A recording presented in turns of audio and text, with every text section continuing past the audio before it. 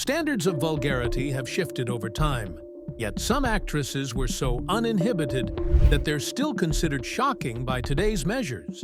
These 20 stars nearly brought Hollywood to its knees with their unabashed openness and bold behavior, and number 11 will leave you speechless. Mae West, the original queen of sexual innuendo, didn't just push boundaries, she pole vaulted over them with a wink and a hip swivel. West's entire career was built on making censors sweat, from her 1926 Broadway play, Sex, which got her arrested for corrupting morals, to her legendary Hollywood quips. She wrote her own scripts packed with lines like, "When I'm good, I'm very good. When I'm bad, I'm better. And is that a gun in your pocket, or are you just happy to see me?" Her dressing room became known as the Filth Factory, where writers would beg her for new dirty jokes. Even in her 70s, she was still quipping about her horizontal talents, proving that age couldn't tame her raunchy spirit. Studio executives both feared and adored her. She was trouble, but she made them millions. Tallulah Bankhead. This Alabama hurricane was a walking scandal, who treated social norms like they were optional.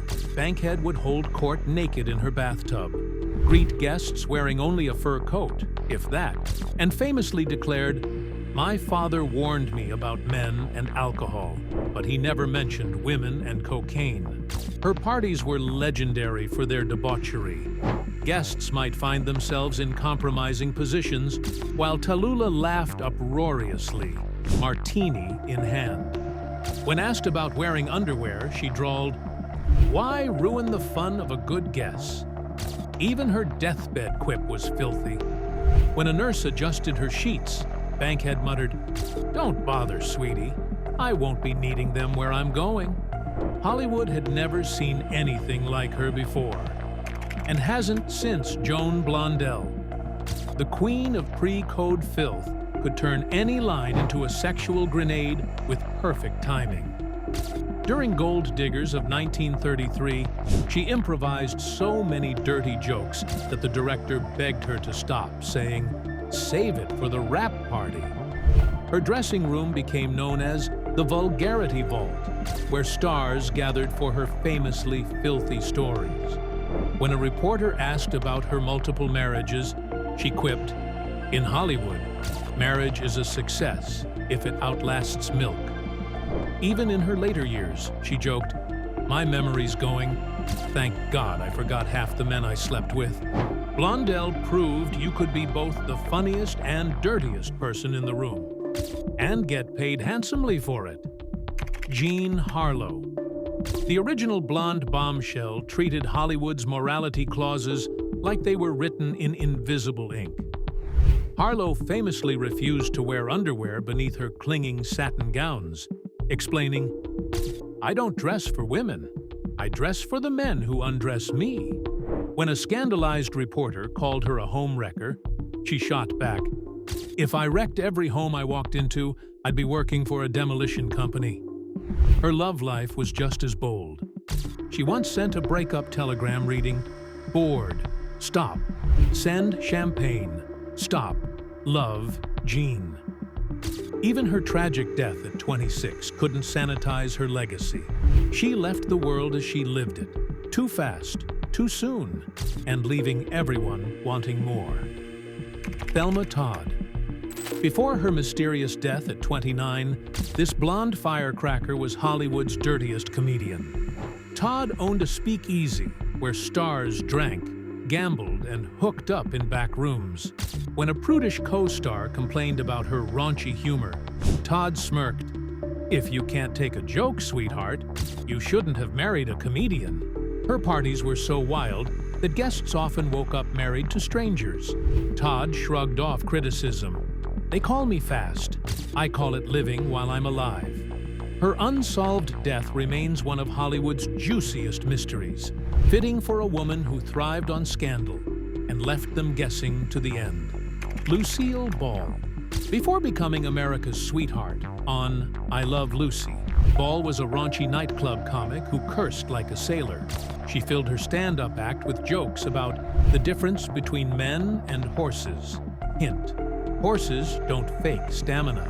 On set, her filthy ad-libs often had to be edited out, like when she accidentally dropped a condom during a live taping. Desi Arnaz joked that he married her because she knew more dirty words in English than I did in Spanish. Even in her 60s, Ball remained unapologetically crude, telling a young actress, "Sweetie, if you can't laugh about sex, you're doing it wrong." Behind that lovable TV persona was a woman who never stopped being one of the boys. Judy Holliday. The brilliant comedian who played dumb blondes was anything but in real life. Holliday's dressing room was known as the Filth Pit for her constant dirty jokes. When a method actor complained about her vulgarity, she shot back, "Darling, if you think my mouth is dirty, you should see my mind." She once told a reporter, "I'm not a dumb blonde. I'm a smart blonde who plays dumb for money." Even her Oscar speech had a double entendre. I guess this proves there are some things a girl shouldn't fake. Holliday proved that intelligence and vulgarity weren't mutually exclusive. In fact, they made for killer comedy. Marion Davies' William Randolph Hearst's mistress hosted parties so wild they made modern Hollywood look tame. Davies's drunken bashes featured naked starlets, diving into pools filled with actual champagne. When asked about rumors of her affairs, she laughed, "If I did half what they say, I'd be dead from exhaustion." Her most infamous story involved a famous director, a goat, and a missing pair of trousers. A tale so scandalous even pre-code Hollywood refused to print it, Davies shrugged off criticism. "They call me a gold digger, but honey, at least I'm using my own shovel." Behind the lavish lifestyle was a woman who refused to play by anyone's rules but her own. Clara Bow. The original It Girl was Hollywood's most unapologetic sex symbol. Bow bragged about betting entire football teams and once told a reporter, "I never met a man who didn't want me, and I never said no." Her parties were legendary for their anything-goes policy. Guests might wake up married, pregnant, or missing a shoe. When moralists criticized her behavior, Bow shot back. "They call me fast.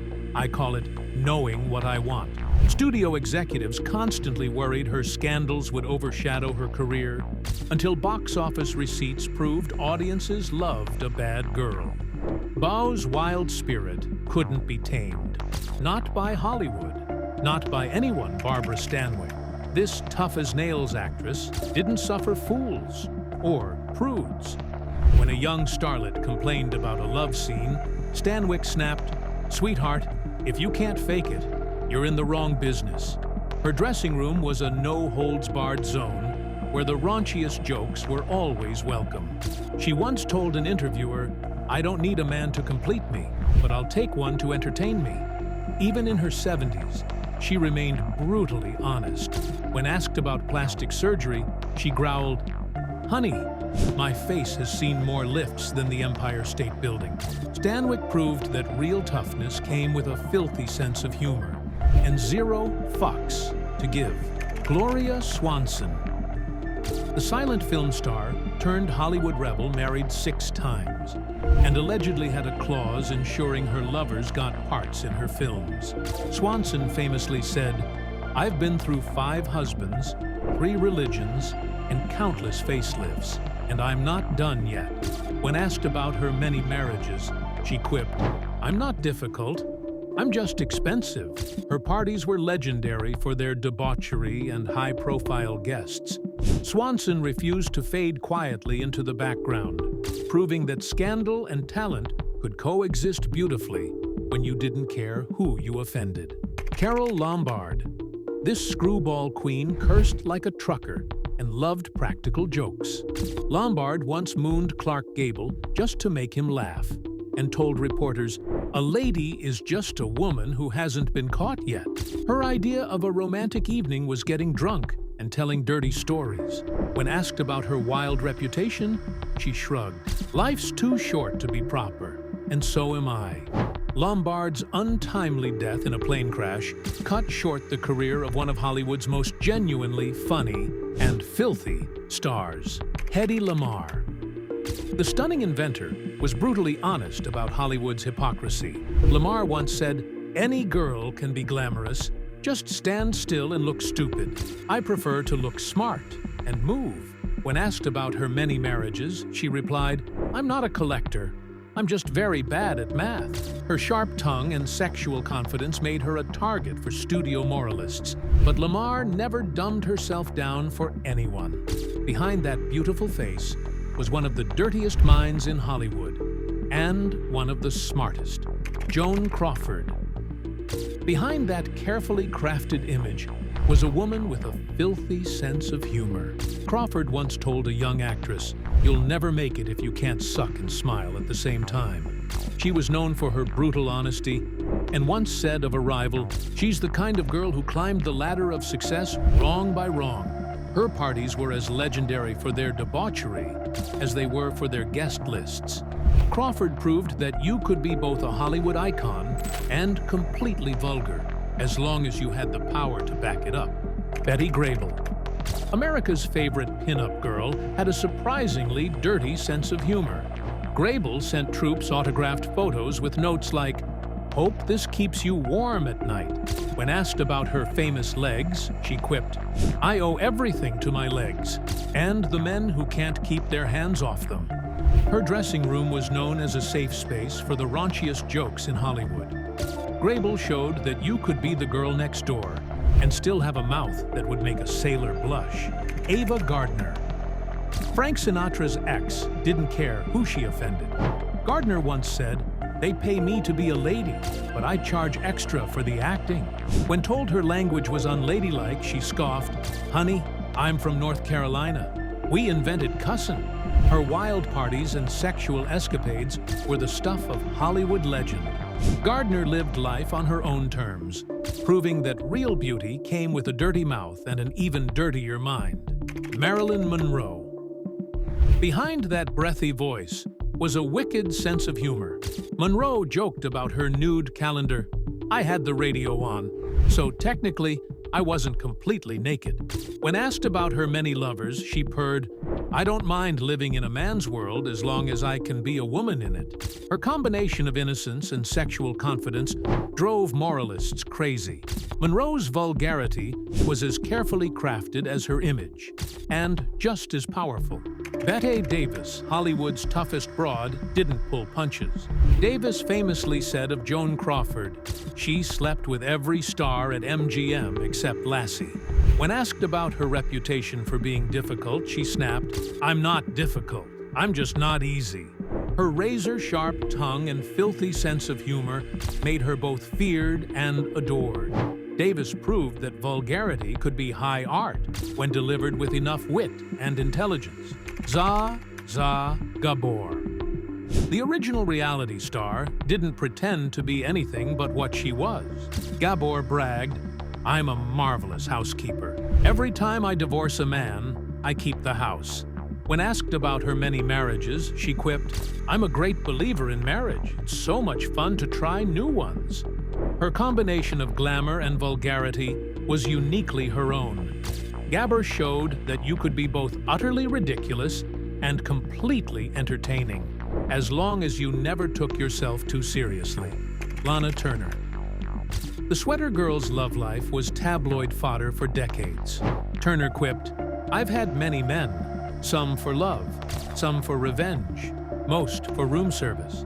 When asked about her many marriages, she replied, "I've always been a hopeless romantic, hopeless being the operative word." Her combination of beauty and bluntness made her one of Hollywood's most fascinating stars. Turner proved that sometimes the most vulgar thing a woman could do was tell the truth about her life and not apologize for any of it. Orto, from silent-era snake jewelry to slow-motion ocean runs, these 20 women show how the label vulgar often signals nothing more than a shifting line between comfort and curiosity. Each time the line moved, Hollywood history moved with it. Proof that pushing boundaries, however politely or provocatively, is how new ground gets claimed on the silver screen.